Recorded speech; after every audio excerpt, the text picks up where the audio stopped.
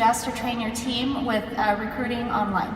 Yes, so what a lot of you don't know about me is that I'm an introvert, and being on the phone can really wear me out sometimes, but I understand the importance of our potential loyal customers hearing our voice and feeling the conviction and the passion and the love that we have for these products.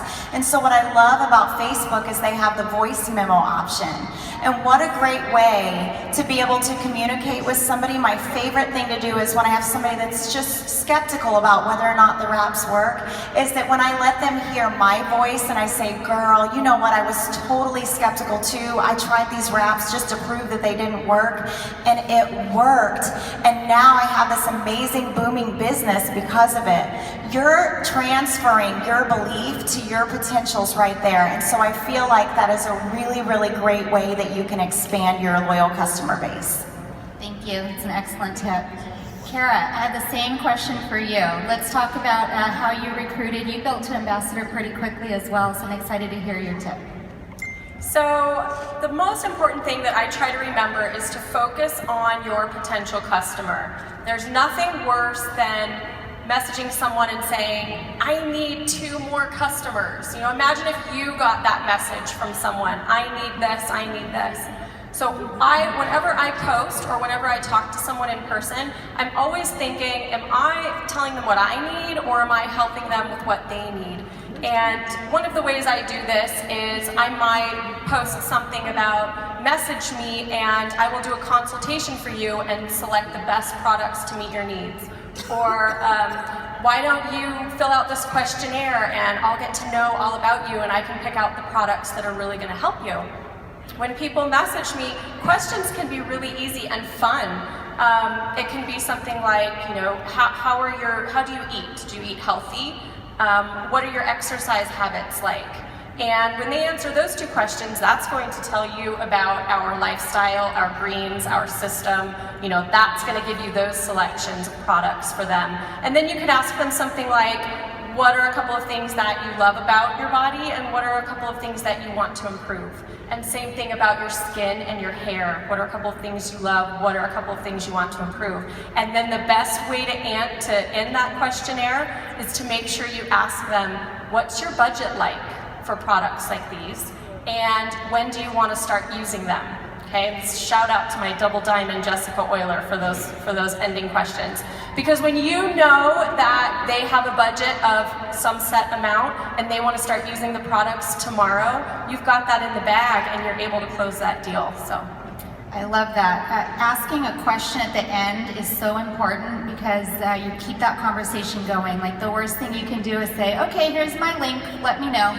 You know, you want to ask them something that they can respond to, and how you are making it about them more than about you. And we will succeed when we help other people. So that's really awesome. Thank you for that. Okay, Amanda, so we just met when we were assigned to this panel, and I'm amazed by your story because I'll have a confession here. I have never signed one loyal customer off of Instagram. Not one. Anybody else with me? Right.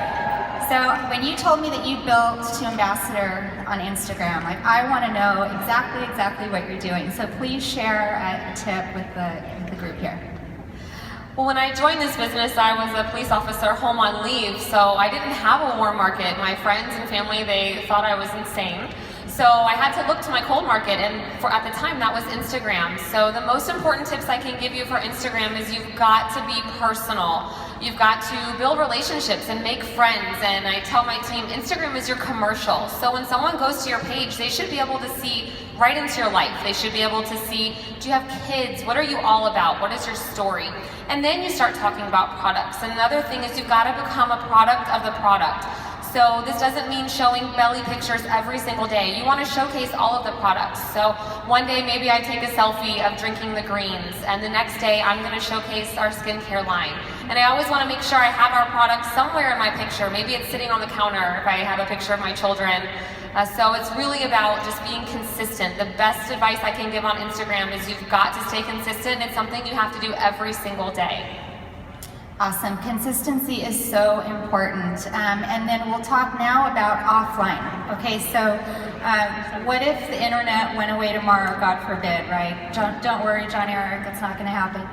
But I want to hear from you, how do you build offline? You know, for me personally, I experienced, my business grew online and I taught my team that, but a few years back, everything kind of crumbled for us because that was the only thing that we were doing. And it's so important to have a diverse field, and that, you know, you have to have the parties, you have to have one-on-ones, you know, one team, one mission events, calls, all that kind of stuff, in addition to what you're doing online, and that really is going to help keep that volume up and keep your team growing. So, Jeree, you are a rock star online for sure. I know you were always an example I would share with my team, like, go to that Canellers page and see what they're doing.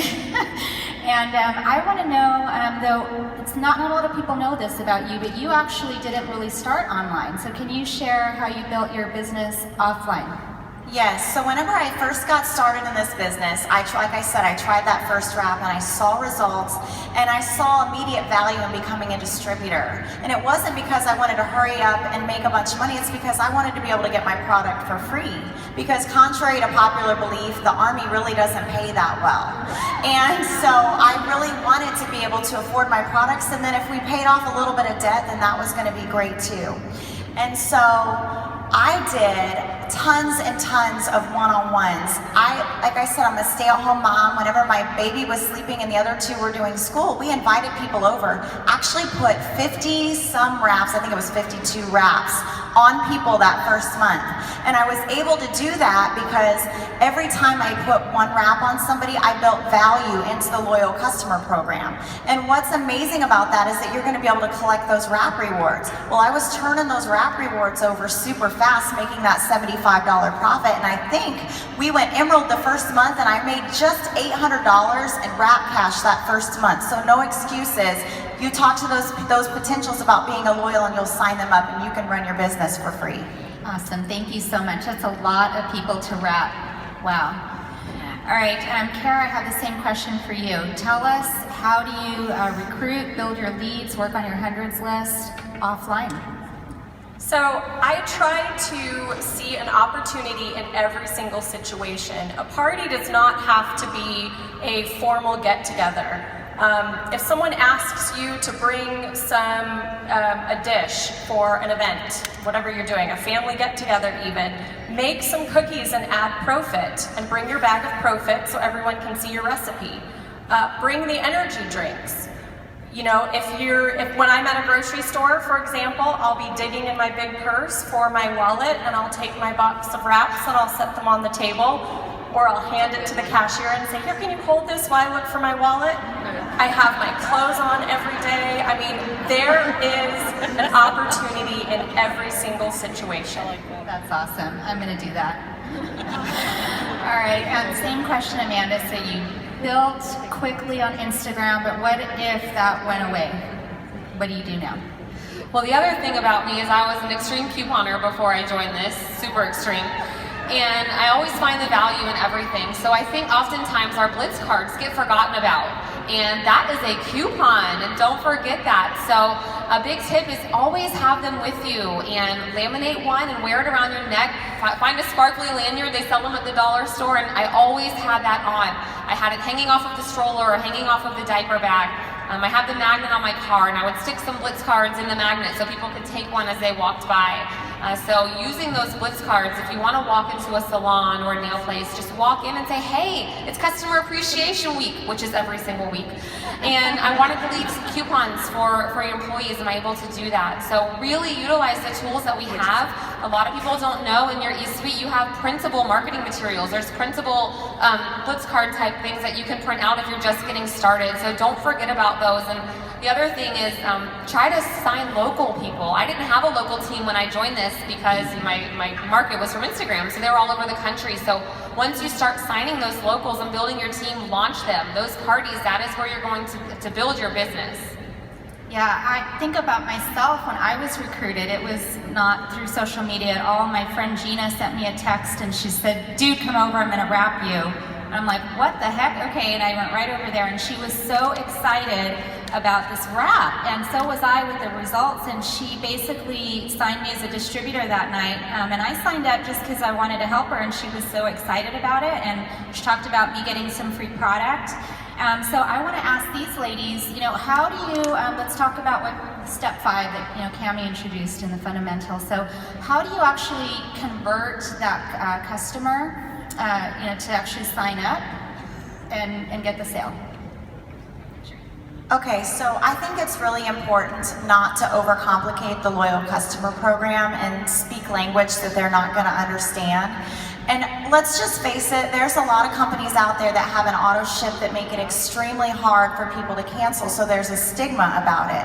So what I like to do up front is just to ease all of their concerns right off the bat. So I let them know that they have complete control over that auto ship, that they can choose any product that they want each month, and once they finish that 3-month commitment, if they want to stop, it's easy if they want to.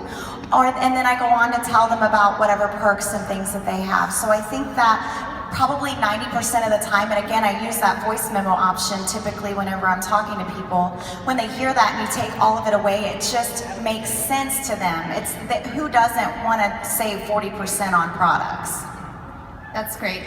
I want to save 40%. All right, Kara, same thing. So we want to get the sale, we want to introduce the loyal customer program, and then I also want to know, do you have a kind of a go-to closing question? What do you say to people that you can share? Okay. I always think about, I don't play my best cards first. Your best cards are our loyal customer price and the perk points and things like that. I am not going to come out and talk about that right off the bat. It's too much information, first of all, and I've played all my best cards. So I always lead with the retail price. Okay, I tell them about the product. I say, this is the retail price. Would you like a discount? And of course, they're going to say yes. And that's the other thing I do, is always try to end with a question so that you can keep that conversation going. And then you have somewhere to go from there. After you've told them the retail price, the loyal customer price is a great price, and it's going to look even better. And then you can add in perk points later. And then I say, would you like to go to my website to put your order in, or would you like me to get it done for you right now and make it easier for you? Okay, so give them that option so that they always have the control, and you're always asking them that question to keep the conversation going. Yeah, that's so important to ask that, because sometimes people will, go to Google and type something in and not end up with you. So I agree. Can I walk you through this? I can get it done for you right now. And we have our app, and I've pulled over into a parking lot before, just to sign somebody up. So thank you for that. So Amanda, same question. So you built on Instagram, people liked, commented. What do you say to people to keep that conversation going after they've liked or commented on your post, and then how do you convert that into a customer? Well, I like to get them straight to email and then over to Facebook. That's where I do my messaging and such. And when someone has come to you and asked for product information, you've got to assume the sale. And I think oftentimes you think, oh, maybe they'll order when they're ready, and especially my yellows in the room, they don't want to give too much. But if someone has come, they're wanting to order these products. So you've got to just ask them, which product are we going to order for you today? Are we going to put in your order for greens or the wraps to get you started? So you've got to just assume the sale. And I like to make it super easy for them, especially if I'm in person. You should always carry customer order forms, the hard copies, in your purse. Carry those with you so that you can input them yourself. I pick up the phone and call people. It takes 3 minutes to input someone from your eSuite.